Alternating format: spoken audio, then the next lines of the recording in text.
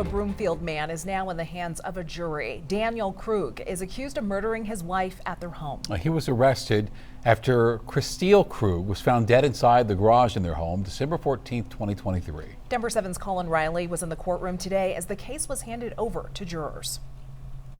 I was in court today, and some of the details of Christelle Krug's death are disturbing. Court documents reveal Daniel Krug began sending threatening text messages and emails to his wife Christelle Krug months before her death. We also learned through those documents Daniel impersonated an ex-boyfriend of Christelle's, leading her to believe the threatening messages were coming from him and not Daniel. A few months before Christelle Krug was found dead, she had reported her concerns to police, believing the harassing messages had escalated and threatened her and her family's safety. Christelle had not seen her ex-boyfriend in over 20 years, but he had reached out to her multiple times to meet up. Christelle told police the messages would stop when she wouldn't respond. The prosecution argues that Daniel and Christelle's marriage was falling apart, and Daniel resented that she would not be with him. They say his resentment turned to rage, and when he felt police closing in, he decided to kill his wife. This was about Dan losing control.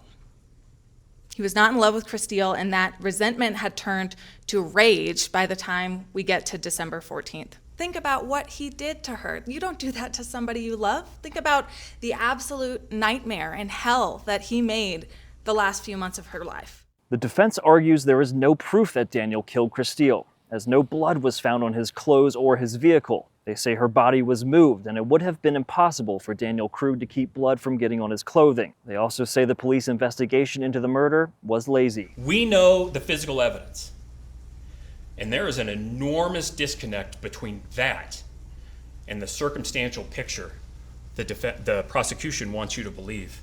Mr. Krug did not kill his wife. He did not commit these crimes. After about 5 hours of deliberation, the jury has not yet reached a verdict and will continue tomorrow. In Broomfield, Colin Riley for Denver 7.